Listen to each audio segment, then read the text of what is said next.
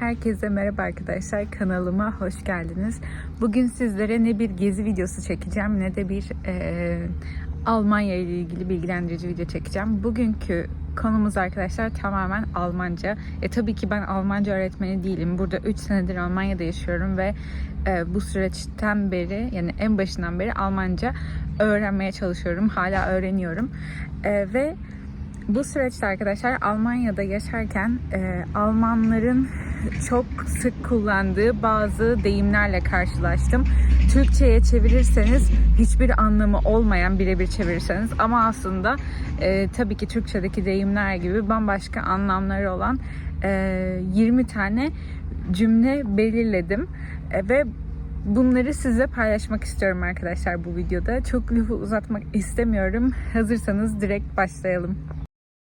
Evet arkadaşlar, ilk deyimimiz, artık bunlar deyim mi atasözü mü tam olarak emin değilim yani ama ilk cümlemiz Ich verstehe nur Bahnhof. Yani bu hiçbir şey anlamıyorum demek. Tabii Türkçe'ye çevirirsek birebir ben sadece tren istasyonunu, yani Bahnhof tren istasyonu demek arkadaşlar. Sadece tren istasyonunu anlıyorum.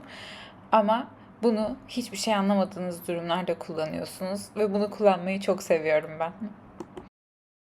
Evet arkadaşlar, ikinci cümlemiz Der steht der Bär. Yani aslında birebir çevirirsek orada ayı dans ediyor. Ama asıl anlamı çok eğlenceli bir ortam var. Örneğe bakarsak arkadaşlar, Auf der Party gestern hat der Bär gesteppt. Yani dünkü partide ortam çok eğlenceliydi. Yani birebir çevirirsek tabii ki çok saçma. Ama bunlar bu şekilde kullanılıyor arkadaşlar. Evet, üçüncü sıradaki Ich glaube, mein Schwein pfeift. Yani arkadaşlar birebir çevirisi sanırım domuzum ıslık çalıyor. Ama asıl anlamı şok oldum, inanamıyorum. Örneğe bakalım arkadaşlar. Als ich den Preis gesehen habe, dachte ich mein Schwein pfeift. Yani fiyatı görünce şok oldum, inanamadım. Bu da gayet eğlenceli. Arkadaşlar bu çok kullanılıyor. Tomaten auf den Augen haben. Yani gözlerinde domates olmak birebir çevirisi ama bariz bir şeyi görememek asıl anlamı. Yani aslında biz Türkçe'de kör müsün diyoruz gayet açık bir şekilde. Almanlar da bunu kullanıyor arkadaşlar. Hast du Tomaten auf den Augen? Yani gözlerinde domates mi var, sen kör müsün? Çok güzel. Evet, sıradaki arkadaşlar Leben wie Gott in Frankreich, yani Fransa'da Tanrı gibi yaşamak ama asıl anlamı rahat ve konforlu yaşamak. Bunu da yine kullanabilirsiniz arkadaşlar. Mesela örnek cümle: Seitdem er die Lotterie gewonnen hat, lebt er wie Gott in Frankreich. Yani piyangoyu kazandığından beri çok rahat yaşıyor. Evet arkadaşlar, sıradaki de fix und fertig sein. Yani birebir çevirirsek sabit ve bitmiş olmak. Ama asıl anlamı tamamen tükenmiş olmak. Örnek cümlemiz Nach der Arbeit bin ich fix und fertig. Yani işten sonra tamamen tükenmiş oluyorum. Evet arkadaşlar, bir sonraki cümlemiz Halt die Ohren steif, yani kulaklarını dik tut, ama asıl anlamı bu değil tabii ki. Asıl anlamı moralini bozma, dayan demek. Örnek cümlemize bakarsak arkadaşlar, Du schaffst das schon, halt die Ohren steif, yani bunu başaracaksın, moralini bozma. Den Nagel auf den Kopf treffen. Arkadaşlar birebir çevirisi çiviyi tam kafasından vurmak ama asıl anlamı tam isabet ettirmek. Örnek cümlemize bakalım. Mit deiner Analyse hast du den Nagel auf den Kopf getroffen. Yani yaptığın analizle tam isabet ettin demek istiyoruz.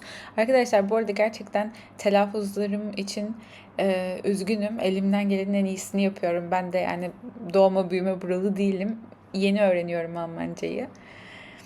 Her neyse, devam edelim arkadaşlar. Bock haben. Bu en sevdiğim olabilir ve bunu gerçekten yine aşırı kullanıyor Almanlar. Birebir çevirisi tekes olmak, yani erkek keçisi olmak vesaire, bilmiyorum tam çevirisinde. Ama asıl anlamı canı istemek. Örnek olarak Ich habe keinen Bock auf Hausaufgaben. Yani ödev yapmak hiç canım istemiyor. Ich hab Bock ya da Ich hab keinen Bock diyebiliriz direkt. Ya Bock deyince de biraz şey oluyor ama yani bu şekilde arkadaşlar. Evet, sıradaki yine çok kullanılıyor. Das ist nicht mein Bier. Yani bu benim biram değil ama asıl anlamı bu benim problemim değil. Yani das ist nicht mein Problem diyeceğinize das ist nicht mein Bier derseniz daha böyle kulağa gelirsiniz arkadaşlar. Güzel gelirsiniz, bilmiyorum. Örnek cümlemiz Was dein Bruder macht ist nicht mein Bier. Yani senin kardeşin yaptığı benim problemim değil.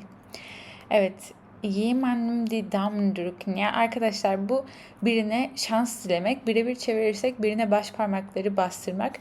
Ama şans dilerken hem bunu hareket olarak da yapıyorlar. Hem de bu şekilde söylenebiliyor arkadaşlar. Bunu da çok sık görürsünüz Almanya'da. Evet arkadaşlar, sıradaki biraz telaffuzu zor bence. Etwas aus dem Ärmel schütteln, yani birebir çevirisi bir şeyi koldan silkelemek. Ama asıl anlamı çaba göstermeden ortaya çıkarmak. Yani örnek cümlemizde Er hat die Lösung einfach aus dem Ärmel geschüttelt. Yani çözümü hiç zorlanmadan buldu. Evet, sıradaki yine güzel bir deyim arkadaşlar. Einen Frosch im Hals haben, yani boğazında kurbağa olmak. Ama asıl anlamı boğazı tıkalı olmak, sesi kısık olmak. Yani bunu da kullanabilirsiniz arkadaşlar. Hani konuşamıyorum demek yerine ich habe einen Frosch im Hals diyebilirsiniz. Daha bence şık olur. Auf Wolke 7 sein, yani 7. bulutta olmak. Tabii ki anlamı bu değil arkadaşlar.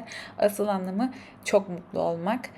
Örnek verirsek Seitdem sie verliebt ist sie auf Wolke 7. Yani aşık olduğundan beri mutluluktan havalarda. Bizim de Türkçe'de bunların karşılığı vardır ama şu an aklıma gelmiyor arkadaşlar. Onları da verebilseydim daha güzel olurdu belki. Arkadaşlar bunu çok seviyorum ama resmi ortamlarda sakın kullanmayın. Bu sadece resmi olmayan ortamlarda geçerli bir şey. Ich muss mal für kleine Mädchen, yani ya da Jungs diyebilirsiniz. İşte kadınlar Mädchen diyor, erkekler Jungs diyor. Yani tuvalete gitmek istiyorum derken kibarca bunu söyleyebiliyorsunuz.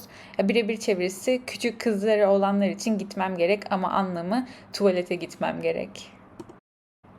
Evet arkadaşlar, alles hat ein Ende, nur die Wurst hat zwei. Yani her şeyin bir sonu vardır, sadece sosisin iki. Hani iki ucu var ya. Asıl anlamı her şey bir gün biter. Örnek cümlemizde Der Urlaub ist vorbei, alles hat ein Ende, nur die Wurst hat zwei. Yani tatil de bitti, her şeyin bir sonu var. Evet arkadaşlar, yine çok kullanılan bir deyim. Das Leben ist kein Ponyhof. Yani hayat bir midilli çiftliği değil ama asıl anlamı hayat kolay değil arkadaşlar. Yani birisi böyle bir şeylerden şikayet ettiğinde sürekli bunu söyleyebiliyorlar.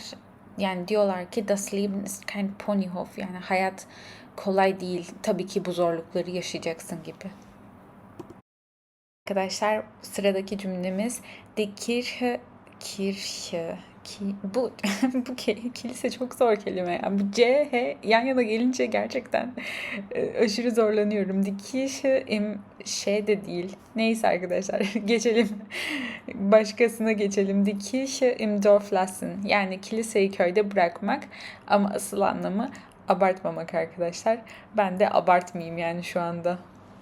Evet arkadaşlar, sıradaki cümlemiz Jetzt haben wir den Salat. Yani birebir çevirirsek şimdi bir salatamız var ama asıl anlamı işi berbat ettik, şimdi karmaşa var. Örnek cümlemize bakalım arkadaşlar. Du hast den Computer kaputt gemacht, jetzt haben wir den Salat. Bilgisayarını mı bozdun? Şimdi yandık. Biraz seslendirme yaparken tiyatro yapıyorum arkadaşlar. Çünkü biraz efekt vermek gerekiyor orada.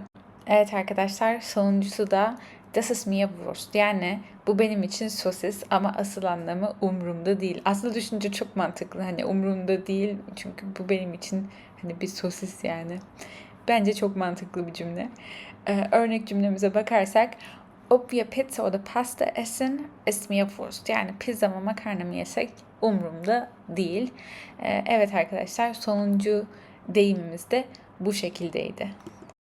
Umarım beğenmişsinizdir arkadaşlar. Yani az önce de söylediğim gibi tabii ki Almanca benim ana dilim değil. Burada öğreniyorum. O yüzden de telaffuz konusunda çok iddialı değilim. Elimden gelenin en iyisini yapmaya çalışıyorum. O yüzden tabii ki siz yine böyle Google Translate kullanarak nasıl telaffuz edildiğine yine bakın ve emin olun arkadaşlar.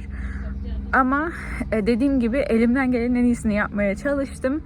Bence bunları kullanırsanız hayatınızda, gündelik hayatınızda konuşmanıza böyle bir hava katarsınız diye düşünüyorum. Ben elimden geldiğince kullanmaya çalışıyorum bunları ve ben ne zaman bunu kullansam Almanlar gerçekten böyle çok hayranlıkla bakıyor. Çok hoşlarına gidiyor böyle bir şey kullanmış olmak. Çünkü düşünürseniz Türkçe öğrenen bir yabancı işte eteklerim zil çalıyor falan derse biz böyle bir şaşırırız, sen bunu nereden biliyorsun falan. O yüzden bence güzel bir şey. Böyle entegre olmak açısından da ben güzel olduğunu düşünüyorum. O yüzden bu en çok benim karşılaştığım deyimleri size paylaşmak istedim. Böyle videoların devamının gelmesini istiyorsanız lütfen yorumlara yazın. Ben çünkü Gezi ve Almanya videolarıma ek olarak bu tarz videolarda çekmeyi düşünüyorum artık. Sonuçta benim öğrenme sürecim de devam ediyor. Ama bu şekilde birbirimize yardımcı olabiliriz arkadaşlar. İzlediğiniz için gerçekten çok teşekkür ederim.